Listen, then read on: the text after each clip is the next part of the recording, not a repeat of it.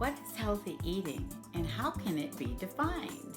How does this affect our stewardship towards our bodies? Today we're going to look at a scripture from Paul in 1 Corinthians 6:19 through 20. And Paul says, "What? Know ye not that your body was the temple of the Holy Ghost which is in you, which ye have of God, and ye are not your own? For ye are bought with a price, therefore glorify God in your body and in your spirit, which are God's." So let's talk about healthy eating and what this means to you. When I think of healthy eating, I think about what are the foods that have the most nutrition? What are the things that are going to fuel my body with the vitamins, the minerals, the fiber, the healthy fats, and the good things for my body to help it thrive and survive in this world? I always remember that God created our bodies to be the temple of the Holy Ghost. And when He created the earth, the lands, the sea, the animals, He created everything basically in this earth for us to eat, to use as food and fuel for our body. Today, I wanted to bring in a little prop for this video. So let me reach over here and grab my salad. So I make this pretty much every week, and yeah, we've already gotten into it. But the one of the things I wanted to say was when I think of less calories, I try to think of foods that are going to fill me up. I try to pick foods with have all of the ranges of colors. They always say to eat a rainbow. So all the blues and purples and reds and greens and yellows and oranges, they all have different photochemicals and phytochemicals and photonutrients and phytonutrients, and I'm probably saying those wrong. I'll check that later. But they have the most nutrition in all of the different micronutrients that probably things we don't even know were ever in existence. But the Lord knew because He made them all. So I've got the red cabbage, red romaine. I actually have a couple of things from my garden. I have my arugula and the red Russian kale. I've got spinach in my garden, a couple different lettuces. Let's see, what else do we have in here? We have radishes and red onion, of course. I've got some healthy fats in here. I've got walnuts, which are high in the omega-3s. I've got slivered almonds. I've got the raw pumpkin seeds, which are pepitos. I believe that's what they're called. And I have, what else in here? Shredded carrots and radishes. Did I say that already? I throw any kind of beans in just for added protein. I use the frozen peas and frozen corn because they're easy and I'm lazy. And it's funny, that's the only way I will eat peas is pretty much if the frozen, I'm not even sure if they're considered raw at that point, but I do not like them cooked, or sometimes I will use the mixed vegetables, put those in my spaghetti. Yeah, I know. So anyway, we'll get to recipes later because those are definitely some videos I want to talk about soon. So, but I just try to get the most nutrition that I can in my salad, and I'll put a lot of things in there that I may not like separately. I used to put like broccoli and cauliflower in there too, and I find I can eat that with hummus, or if I make my own like a salad dressing dip something, or even just any kind of a bean dip. I've got several different recipes with avocados and lime and cilantro, and love all of those. But I just try to get as many foods as I can that I know are healthy for me in my salad, and just get a little bit of all that nutrition bundled up in one little meal. So the next thing, put that salad away. Next thing that I like to shoot for is having foods that are very high in fiber. That is what is going to keep you full, and it was going to fill up your stomach. And if we go back to the thoughts of how many calories a food has, if you have foods that have more fiber, they're going to keep you fuller longer. They typically are going to take up, again, more room in your stomach. The biggest part of losing weight is putting the most nutritious foods in your body that are kind of bulk up in your stomach and make you feel full longer. And the added bonus with these things are your body, if you eat a lot of the whole grains and, eat an apple instead of having apple juice, all of that, when you've got that fiber in, first of all, with the sugars, when you've got sugars in apples and bananas and pineapple and all that, because there's fiber attached to those sugars, it actually takes your body longer to digest that food, which one, you're going to burn extra calories, so you get a little extra bang for your buck there. Yes, I'm sorry, I love that statement. I don't know why. But you also, because that fiber is attached to those sugars are released slowly into your system and through the digestion process. So you don't typically, that's why I believe when you've got like diabetes or hypoglycemia, I guess is the right one, when your blood sugar goes down, they say to drink like orange juice or get something with, a lot of sugar that's readily available that's going to spike it back up.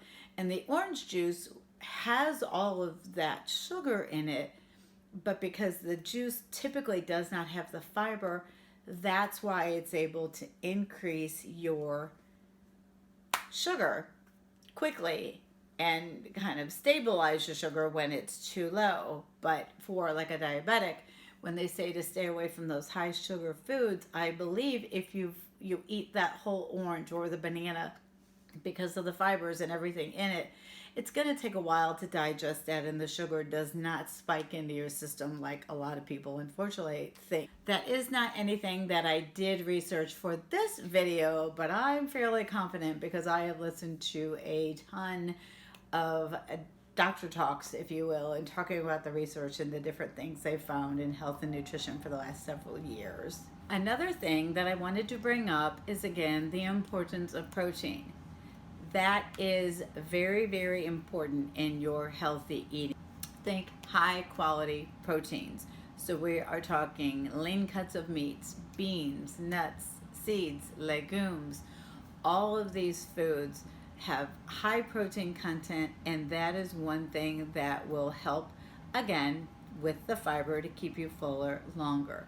And you want those healthy proteins in your body. Proteins are the building blocks for a lot of, especially your muscle repair. When we actually start talking about the weight training and exercising and getting into all that fun stuff, which will be coming in just a few videos, so I'm getting so excited and pumped.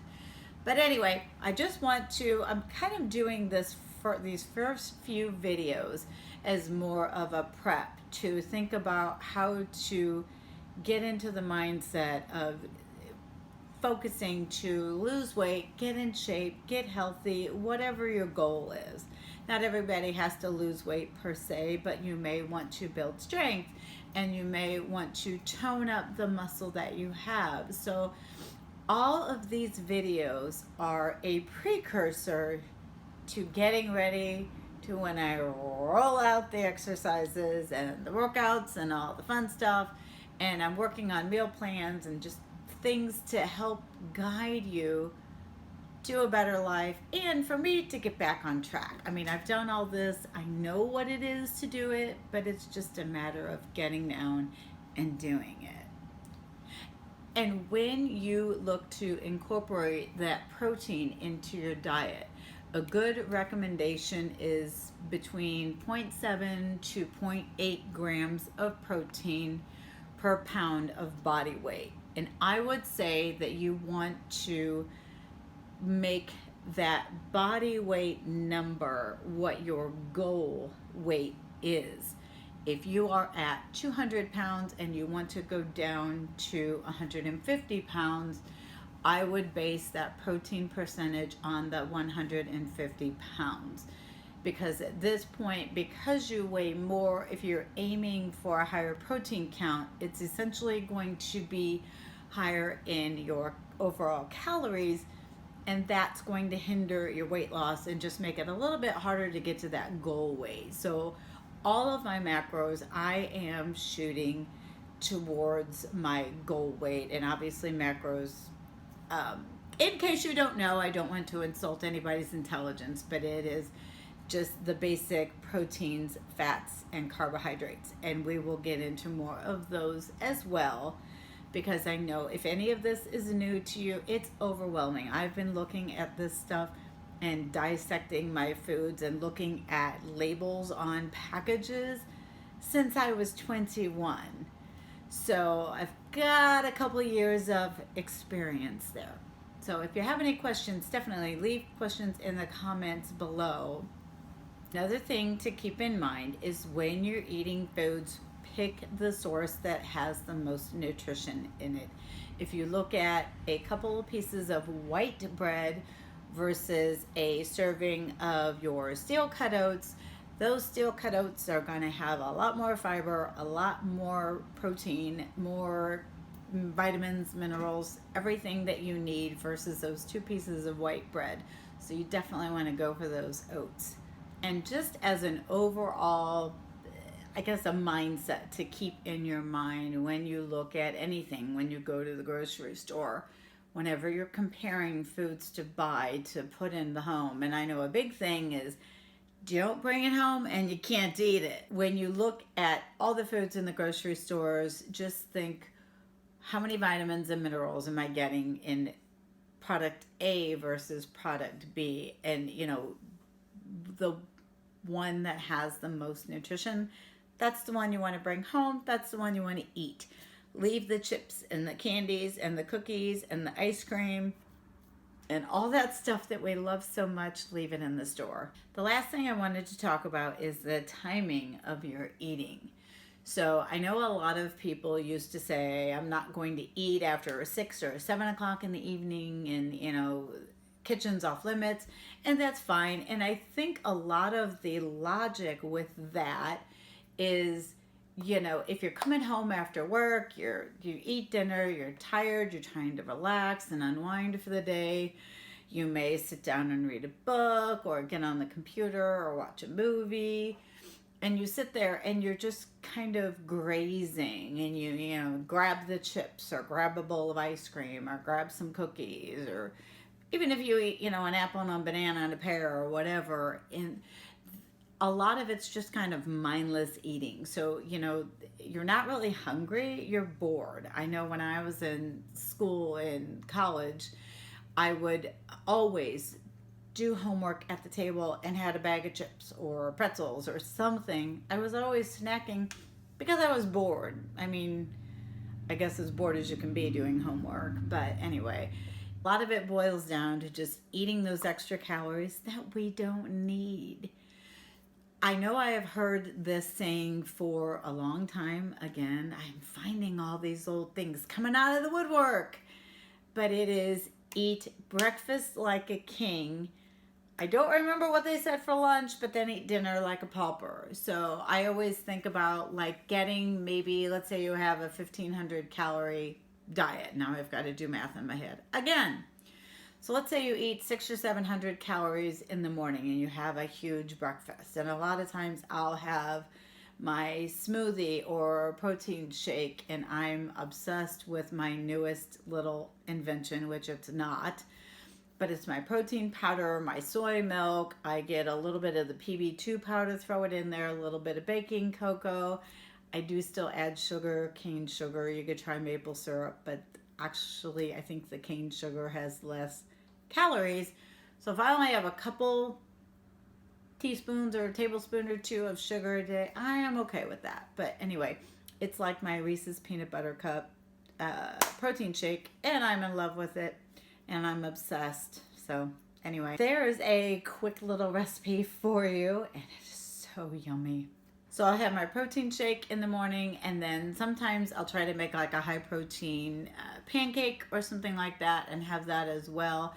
I typically, even though my protein powder is actually a meal replacement, I'm starving in the morning. So I usually eat a little bit of something, have my protein shake, and or then I'll have like my smoothie. It's got all my fruits and mainly a lot of my berries. I buy the frozen berries and throw them in our smoothies, and then that way we make sure we get plenty of antioxidants during the day. So, but wow, I'm digressing. So we've got 700 calories in the morning with this smoothie and just some other staple to keep me full. And then, so lunch, I may have my big salad with a half a cup of beans, or maybe put some tempeh, cook up some tempeh and throw that in there for a little extra protein. And then in the evening, so maybe that'd be about 400 calories.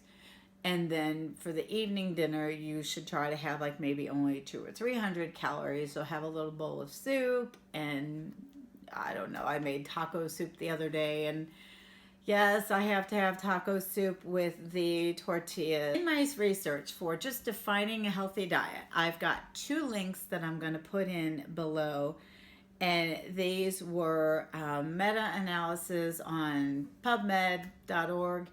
And it's the same thing you hear over and over again. You know, fruits, vegetables, whole grains, the lean cuts of meat, low-fat dairy, all of these things, a healthy diet. You want to get the most nutrition you can, least amount of calories, be active throughout the day, take walks, go, to the gym or do workouts at home, but with exercise, you've got to do something that you enjoy, because otherwise you're not going to do it. So find something that you love that gets your body moving and just do it. And the second study, and I will link both of those in the description box below, was about how to prevent type 2 diabetes with lifestyle changes. And typically, the type 2 diabetes is something that is food related. As we eat throughout our lives, typically you're older when you get it, and it's just, again, it's from the foods we have eaten for 10, 20, 30 years. So, but it's just amazing. You hear this over and over and over. It's all, it's what you eat. And I hate to say it, and I love them. Fried chicken and, mashed potatoes and gravy and, oh my word, cakes, cookies, pies, ice cream, hot fudge sundaes, banana splits, whatever. All of that stuff is amazing, but it's just not healthy for us. We think back in the Bible days, they didn't have all of that stuff. They had the animals they were raising. They had the gardens that they were growing the foods. You had fruit trees and nut trees. So it's, all of these foods were available, but they weren't processed like today's food is. And I think that is where just a lot of our obesity problem in the United States, and honestly all over the world, it comes from these convenience foods, anything with a shelf life. So my question to you for the comment section below is, what foods do you not currently consume that you are going to add into your new and improved meal plans just to get that extra punch of nutrition? I would love to know. So please send me a comment. And if you like this video, give me a little thumbs up. And if you haven't already, please subscribe. It really does help my channel grow. I'm trying to build a community, get the word out there that studying nutrition can be fun. I don't know, I'm a geek. I love reading this stuff. I have tons of books on it. Stay tuned, because my next video is going to be 10 fat loss hacks that work. So thank you so much for watching. And until then, we'll see you next time.